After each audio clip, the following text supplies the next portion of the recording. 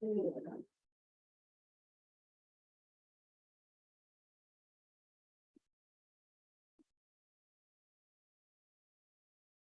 right, it is 6 p.m. June 12th, 2023. I will go ahead and call us to order for the work session part of our school board meeting. Let's start with roll call, which online because it looks like everybody's here. Ricardo? Here. Crystal? Here. Bill? Here. Christy? Here. Richard? Here. Heidi? Here. And Chair's here. Next, if you would join me in pledge of allegiance. Alexa. I pledge allegiance to the flag of the United States of America and to the republic for which it stands, one nation, under God, indivisible, with liberty and justice for all.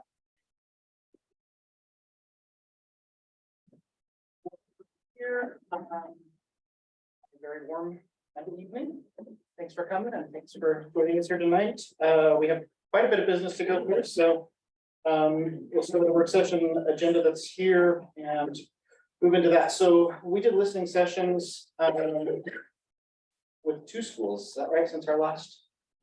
So I don't know if you guys, who wants to report out on those? I was on both of them as well, but go ahead, Bill. Your Honor. No, go ahead. This is your last meeting, so one of them, so we still have another special meeting, so. My trips were abbreviated. Had nice conversations with the administration in the buildings.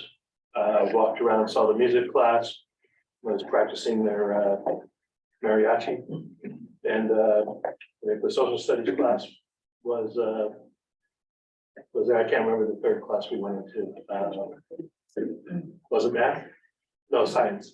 It was science. Yeah. Right, one of the science room. Everybody was pretty attentive. Everybody was on task. Maybe they were warned that we were coming. So I was nice, and then the elementary school, got to see a number of classrooms all in play, a lot of activities and a lot of special rooms. Even though some of them weren't in business, some of them I didn't quite know the details. I knew they existed, but I didn't know the details of actually what they were doing in those rooms. It's quite nice to learn about all the activities and things that they do for especially the neat kids. Pass it over. Any thoughts? It's just such a great opportunity when we can go in the schools because you really get a feel for the energy of the buildings, what's going on, how teachers are handling their classrooms. Great, I might add. Very impressed with that. And all the good things that are being done. And it's great to see the new curriculum being used. And I just hope we can just schedule this regularly to do, because I think it's a really great reminder for board members of why we're here and what we're doing. So I'll just add on to that. We have Deanne here tonight, so I would like to thank you for the invitation, for meeting with us. It's not, it's extra time for you to get us together, to get together with us, but it's really, really informative. It's great to be able to ask questions just right across the table. It's great to be able to see things that are happening. The mariachi band was very cool to go see. And the classrooms, honestly, I've seen the classrooms, but not in action a lot. And so post-COVID, being able to go in and visit, it's nice to see our facilities. It's nice to hear them, and I was impressed with some of the AV and and being able to communicate, the use of technology within the classroom. So I would just parrot that's for the stakeholders in the district who approve the bond. They're making good, the high school's definitely making good use with the facilities and the improvements that have been made there. So I would thank you, and then also to Allison. She's not here tonight, but she did a great tour, and it was nice to be able to see the kiddos. It was nice to be able to hear how they're coming to us, how COVID has impacted, kind of the learning curve and some of the challenges that are still ahead, but yet some of the solutions that are being introduced, being used to get those kiddos up to speed. So, yeah. I have one more thing. Sure. I really enjoyed seeing the CTE building in use, like see them out there welding, the sparks flying, seeing the kitchen, the way it's set up, and that was great. You can invite us anytime for the kitchen demonstrations.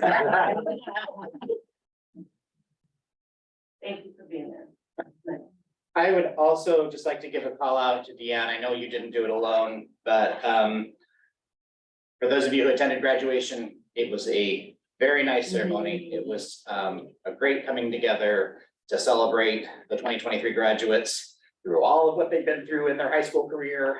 But it was really nice. It was very timely. It was a great way to meet and, just celebrate their achievements. So I would thank you and the high school staff that helped you put it together, because it was really a nice ceremony. Thank you. So please pass that on to your colleagues as well too, because I know they've got a lot of work into putting that together, so. All right, oh, go ahead. The teamwork. Yeah, definitely, so, yep. All right, next item up is 2B OSBA policy, IMB AR district improvement plan. And are you presenting on that? Yes, Okay, I'm not actually have a lot to present, except you had a first reading. sure. You adopted the policy for the district improvement plan.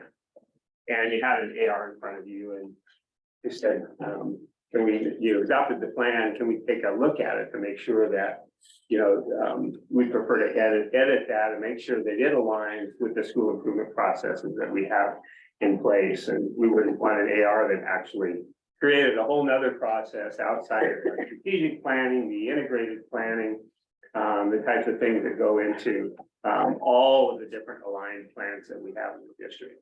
So we didn't do too much to it, but you have in front of you the AR that we believe should guide our school improvement processes, which are really robust. You have adopted school improvement processes that are very robust. And you have a team that has really gone to great lengths to align planning. And it's not just the district improvement planning, but aligning the budget and the resources and those types of things to actually support the plan. So, so anyway, we just present that AR as the AR that we'd like to use to guide our improvement planning processes. Any questions about the AR? I do have a quick question, and I apologize that I didn't send this earlier. Is there anywhere that we'll have firm deadlines for data to be presented to us? Because I know that's been a struggle in the past of actually obtaining the data to the board level. And that's what I was kind of looking for in the AR, that it be called out, and maybe I missed that somewhere in here, but that it would be called out that this, either biannually or annually, we would receive documentation. And I tried to capture, I have to put my glasses on, check the language again, but in that, we did kind of note that in the integrated planning, we also now have some required measures. Right. Some that are local and some that are required by the Department of Education through the integrated plan. And we would weave those into some regular updates, depending upon what data it is and when it's available. We would like to be able to share it as often as possible, even more than we would anticipate, more than annually. A lot of times some of our measures we're able to report way more often than that. Okay, I just was wondering if we could capture that somewhere in here. as Oh, I'm in the looking plan. through. Yeah, like in the AR, it doesn't have to be, but the benefit of having it in policy is that we can refer to the policy when it's missing. It's in bullet number 1, it says biannually. Yeah, but that's for.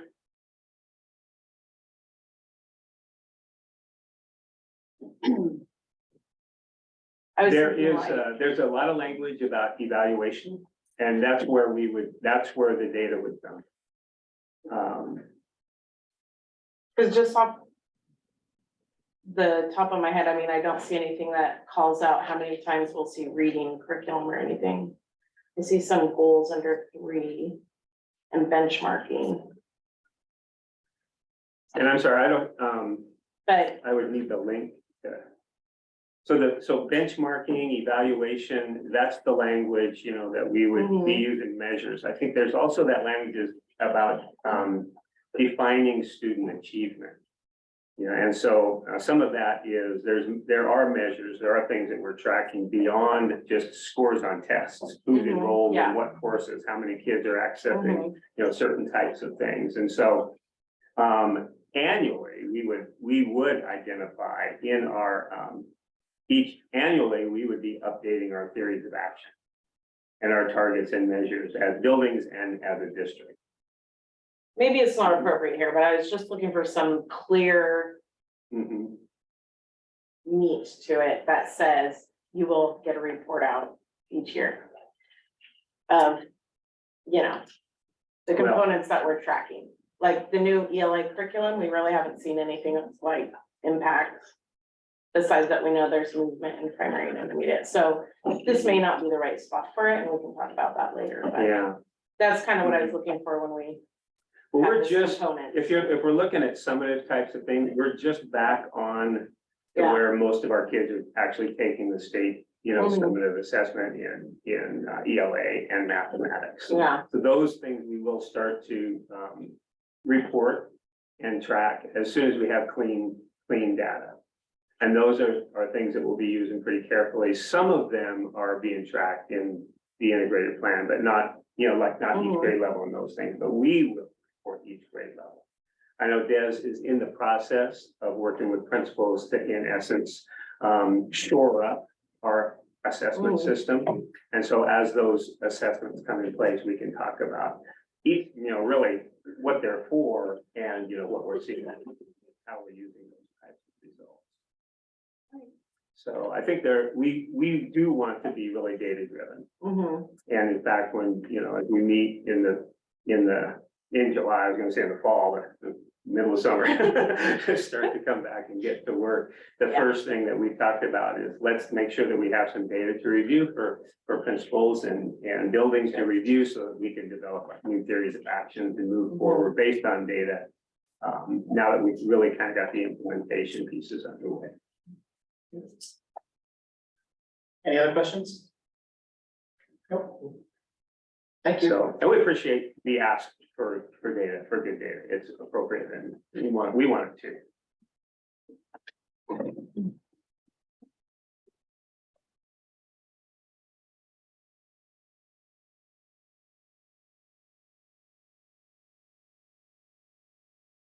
There's no more discussion on that, I guess we can move on to yeah, I'm good. see. Are you providing a little bit of background Yes. on kind of the laundry list we've got here? So this is item 2C, policies first reading and or adoption. We can obviously take those as we go, so. I'm going to address, GBD, GCBD, yeah. The paid family medical leave and JGE portion.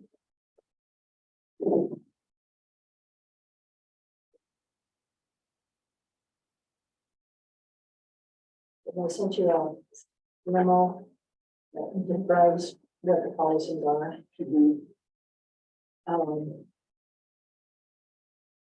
And this is an update of the expulsion law to kind of tighten it up a little bit. It was revised to clarify the board's role in the expulsion process. While there's additional clarification, there are no changes to our current process. It looks very much the same as we're doing it now. Additional language added to the policy includes a list of circumstances of when an expulsion can be recommended. A statement regarding the option for the board to retain the authority, and if selected, the board would have to meet and determine next steps for all expulsions. So there's the option there that the board would run the expulsion process, which means that you as a board would have to clear the expulsion process. And then make that determination. And I'm not, I don't know any school districts that do that unless they have a part-time superintendent or the superintendent.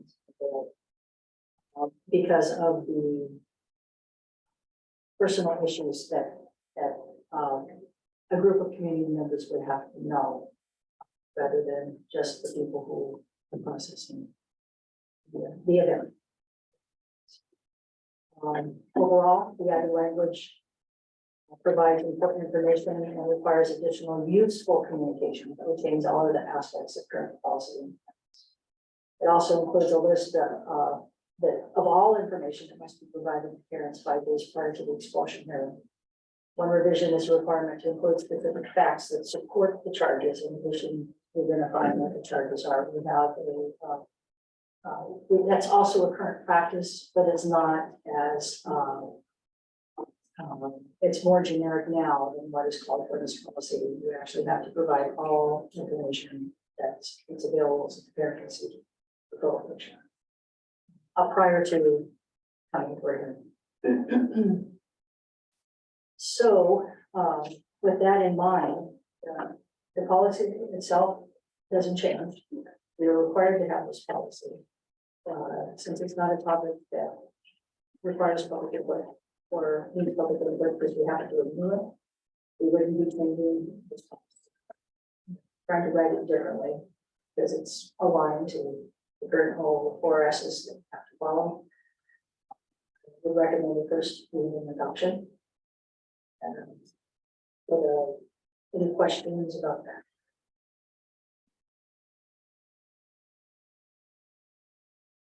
Usually second reads and third reads are when you want to take some time to know it about and think about it and maybe get some input, but there are no changes that we would make to this document.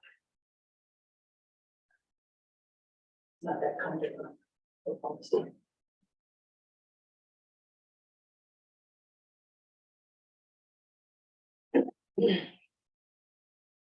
Yeah, not as. Radio silence. I was gonna say, if we're ready for a motion. Just one quick question. So the board still can, if I understand this correctly, at the top of the page, the board still hears the appeal and makes the Yes. decision. Yes, yes. Okay, I'm good. I'll move that we approve for first reading and adoption.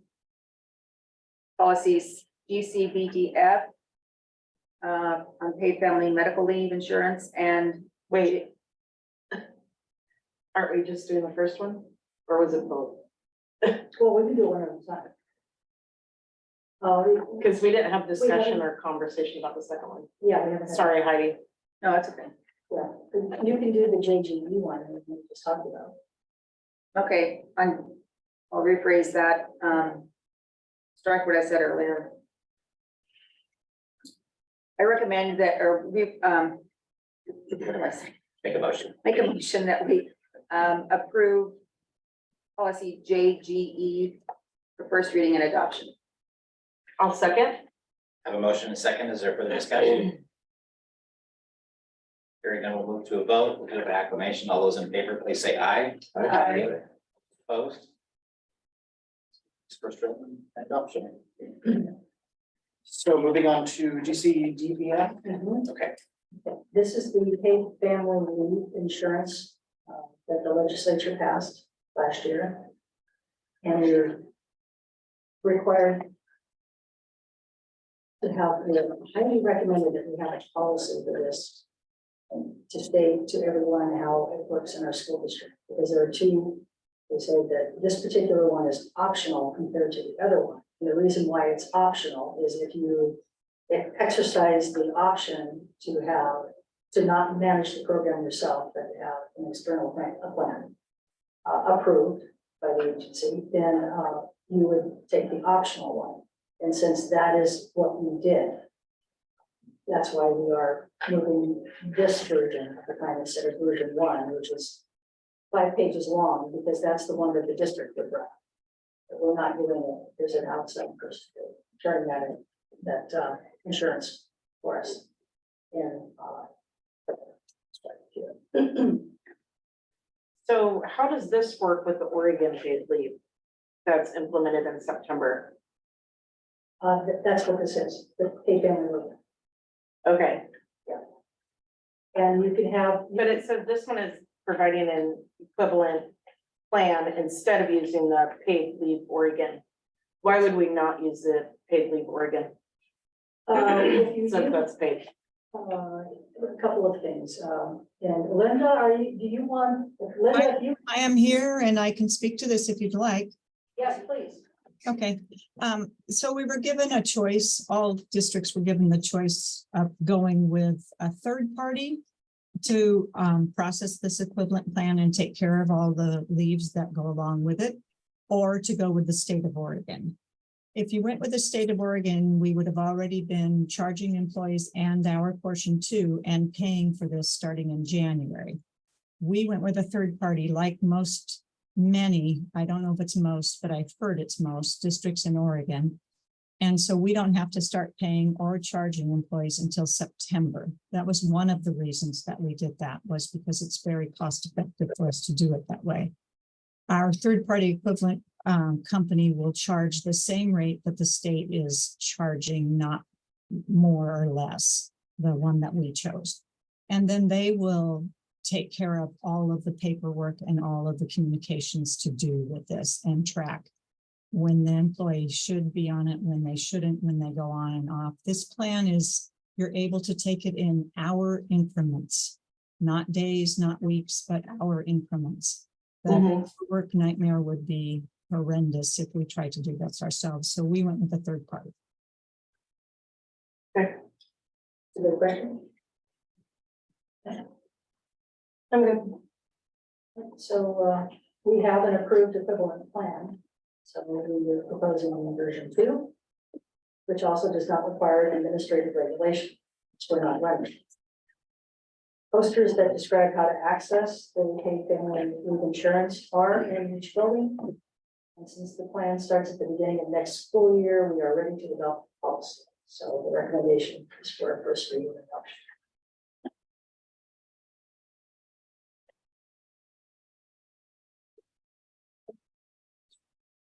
We jump at once. Make a motion that we approve for first reading and adoption PCDBF, GDBDF, paid family leave insurance. A second. Motion a second, further discussion? And to clarify, you said first read and adoption, right? Yes. Okay. Hearing none, we'll move to a vote. All those in favor, please say aye. All those opposed? That motion carries. March 23 policy update. I don't know if you want to speak to that, Mike, or it's a laundry list, right? Well, I will ask Linda to handle any financial policy updates that she would like to discuss. I will do the non-financials. Some of the bills that we were concerned about before are likely to not go through because there's no quorum in order for that to happen. Therefore, some of those highly concerning bills have, just for the sake of conversation gone away. They will come back. They will come back. But for now, they're not as much of a concern. There is one bill, new bill that's come up. And do you want to talk about the SIA one, Linda, the one with that and the Sure. continuing resolution? Sure, I guess I'm not sure if I should be showing anything to the audience from what's sitting here, but the early literacy program or implementation that the governor wants to do, at the last hour, they decided that funding was going to come from SIA. SIA is something we use mostly for funding FTE and people. So if they take that money from all of our districts, we're all going to have to redo something on that budget. So it's a little concerning that that's where they want it to come from. And I know there's a lot of talk at the legislature and at the state of Oregon about what they can do differently. Our revenue forecast for the state was very good. Why can't they use some of the reserves to get that going and then worry about it down the line, how they'll keep it going instead of taking money from the schools? So there's a big discussion on it and we don't know where it'll end up. So. And the continuing resolution? There's a continuing resolution that goes into effect after June 25th, which is when the legislature ends. If they have not approved the funding for schools, then the continuing resolution goes into effect starting the 26th of June and goes through September 15th. One of the way that resolution reads is you get the equivalent of the payment in the 8th quarter of the biennium. The 8th quarter of the biennium only has 2 payments, whereas we would normally from July through September get 4. We get 2 in July, 1 in August, and 1 in September. So we will only get the equivalent of about 2. They're not even sure, because it's not clear if we're using 9.3 that we were funded on this biennium that we're still in, or if it's going to go to a different number. We're pretty sure it's 9.3, and they're not sure they have enough money to give us all the full 2 payments, but they can come close. So that's a concern that could be something that could bite us if the legislature doesn't do something between now and September 15th. I feel like they will, but it's something we need to be aware of.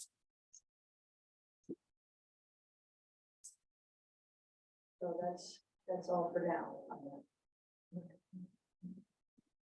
And, well, then you have that. Okay, so that's it for that. Did we do policy CPA? We're not gonna do that one. Okay, We're supposed to, we have 2 number 1s there. okay, just checking. Yeah, thank you for asking.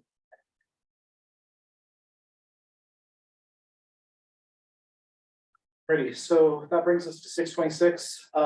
Let's go ahead and there's nothing else to come before the work session. Let's go ahead and adjourn, and we will pick back up in about 10 minutes probably. Okay.